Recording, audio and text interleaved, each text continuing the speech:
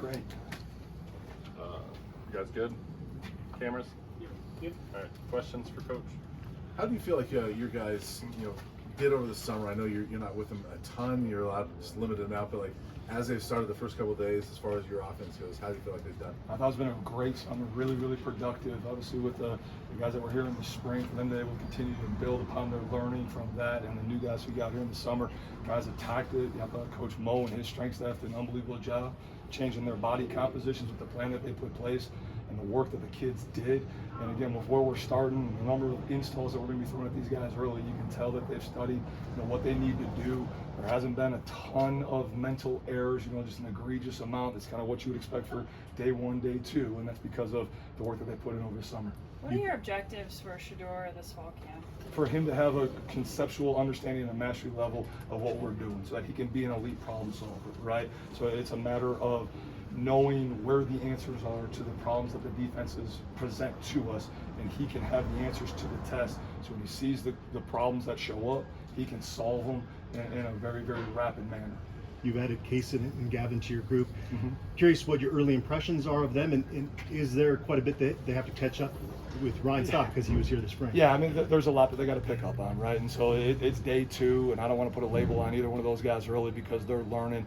The one difference between the two of them is that Gavin's a little bit older, and you can tell that he's got some of that more mature game collegiate experience from his journey in life, where Kaysen is, because of who he is, just a true freshman right now, and he's learning kind of that transition and being away from home and all the things that go into that, but excited to pour into all the guys that are in that room and to continue to help them grow. When you've got a guy who can do anything with that much talent, do you have to, who I'm talking about, do you have to dial back what you run with Hunter or how many things he does with this? Because, it's not 1950, two deep ball where you could run him and have him touch the ball and play. Right. I mean, the thing with Trav is there's everything that everyone sees in his physical gifts, but his mental capacity to learn and everything that he's learning in all three phases of the game, what we are going to ask him to do is where I'm going to continue to stress and test him to see where is that point to where his mental capacity can't handle anymore. As long as he can continue to take the uptick and know it and process it and apply his God-given abilities, and we're going to maximize that to the fullest. You guys obviously want to throw the ball a lot, but it seems with the running back group, you've got 4 or 5 guys that you really can trust with a lot of experience. Yeah. So how do you balance just wanting to get all of those guys and using all the talent you have in that room as well? I want to get the ball into as many playmakers' hands as often as possible. However, we're going to do that. Whether we throw it, we hand it, we pitch it, we shovel it, we hide it under someone's legs and they hand it to someone else. I want to get the ball to our playmakers and utilize all their skill sets and get that speed in space as early and as often as possible. What does Javon Antonio bring to that wide receiver group?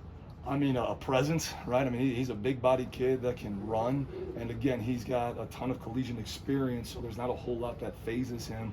And again, it's a matter of how fast can he uptake with what's going on, and then be able to apply that and use his physical gifts. Is that a role that kind of in the spring you were looking maybe needed to get filled, that big physical receiver? Yeah, I mean, we wanted to upgrade and get bigger, stronger, faster, longer, across the board, and he kind of checks the boxes in a lot of those areas. We hear a lot about your hyper-tempo offense. What does offensive identity mean to you? And by the end of the year, what would you hope to have developed? Yeah, I want to make sure that when our fans and as us as an organization turn on that tape, it speaks for itself to where we're controlling the controllables, we're owning the line of scrimmage, and we're maximizing our calculated shots. Those are things that we can control, and those are things that when we do it, we're going to really like the outcome and the results of what it's going to be. Coach, what do you guys have in Omarion Miller? Again, a young, talented young man, right? That is learning the craft of playing wide receiver at this level. But again, has size, has length, has a desire to be great. And again, after 2 days, he's flashed a little bit, and looking for him to continue to grow. After years at Kent State, you have a new coaching opportunity. What has this process been like for you, kind of getting acclimated and kind of setting goals for yourself and what you want to achieve this fall? Yeah, it's been awesome, right? You get to know the new staff, you get to know the new players, you get to learn a new organization, you get to move your family and learn how to drive in without the GPS, right? And so it's been fun to challenge myself and to challenge the staff to continue to grow as we work together and to get outside our comfort zones, right? And kind of break down those barriers so that we can have the good conversations that we need to have so we can continue to move forward. Going back to the wide receiver room, obviously you guys added Xavier Weaver as well this summer. How much are you just expecting big things from him right away with the experience he's got? A lot, right? I mean, he's a guy that has flashed early and has flashed often. He goes about his process the right way. You can tell that when he does anything football related, he does it like a pro, which I think is a great thing to have, right? He has those daily disciplines that when he steps in between the white lines, he's got a laser focus about him. That's big time. That the young guys, like an Omarion, need to look to, like a Jacob Page needs to look to and say, hey, that's how it's supposed to be done, and because of that day to day and what he does, again, that leads to the results that we're looking for. Hey Coach, what do you think about the social media handles on the back of the practice jerseys? Is that just another example of this brave new college football world? That's awesome, right? And give the guys an opportunity to build their brand. And I think it's an outstanding job by Coach to think outside the box and to offer, that unique perspective and that vehicle so that it's out there, it's for the guys, and they're able to get that identity. That's really cool. They gonna wear that week 1? I don't think so, but it'd be cool if we did. Charlie Finley in the A's, he put nicknames on the back of jerseys. That's something that nobody's seen.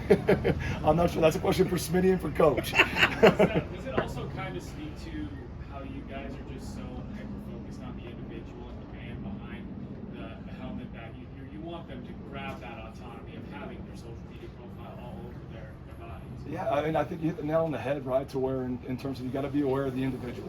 Each one of these guys, each one of these staff members within our organization, comes from a different place, comes from a different space. I mean, shoot, we got guys from Australia, we got guys from Florida, we got guys from right here in Colorado, right, East Coast, West Coast. And so it's a matter of wherever we're from and the journeys that have taken us here, it makes us who we are. And yeah, we're chasing degrees and we're chasing helping these guys grow as young men, and we're chasing football results. But ultimately, when you strip everything away, like the individual and the humans in this great organization need to be right, because it's a human system. And so getting to know those individuals, building relationships with them, knowing what their handles are, right?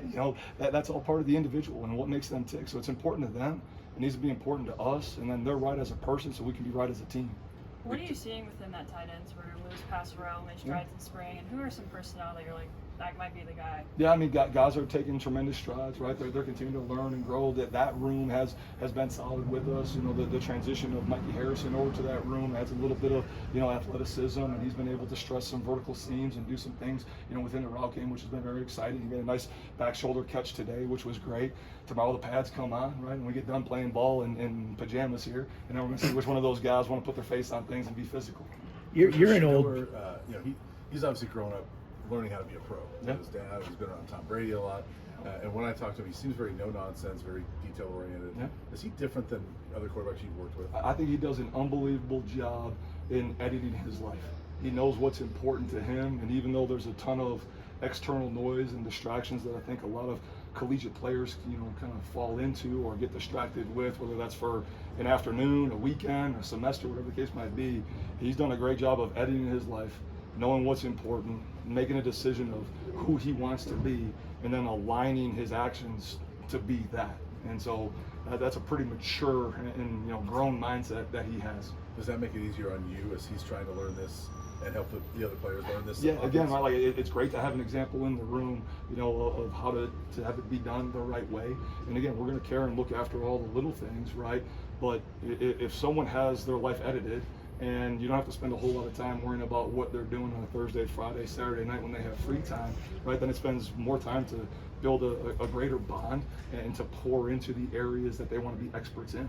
Sean, you're a Big Ten alum. Do you kind of watch some of the news and the crazy stuff? And you're busy, I'm sure. No, I'm worried about TCU. But there's some little back of you, some Chicago kid going, what? I mean, the Big 12 move here. Do you have any thoughts about that? I mean, I live in my bubble a little bit, right? But you're aware of the landscape that's changing and what's going on, and it's just, wild to think that geography doesn't mean a thing anymore, right? Like that's kind of the one thing, like, okay, whatever, right? And it's probably going to be the Big 20 by the time it's all said and done. Right. So. But recruiting in the case here, to Texas and Florida, and the things that Rick George and others have brought up, those are tangible things. Absolutely. Those aren't hypotheticals. No, right. No, that as we look downrange and we look to the future, top of mind right now, TCU and what we got going and what's going on with camp. But as you take a step back and detach and look out and up, right? It's obviously philosophically going to align with where we want to be and what we want to do with that transition to the Big 12. How do you feel about the offensive line in the early days of camp? Again, I mean, they're doing good. They're working hard. I don't want to put a label on them just yet because, again, it's a pillow fight right now, right? There's no pads, and let's figure out what's real when it becomes real. What's the biggest challenge? You've got guys all over the country, different backgrounds, different schools, different coaching coming in. What's the biggest challenge for you, kind of getting everybody assimilated and on the same page? Making connections, right? Understanding that no matter where you came from and maybe the way that you did it in the past doesn't mean that it's wrong, but it might not be how we're doing it here, right? So just making those connections, building trust so that we can be connected and we can move forward in alignment together. Anything else, Coach? Thanks, Coach. Cool. Thanks, Sean. Appreciate it. Yeah, absolutely.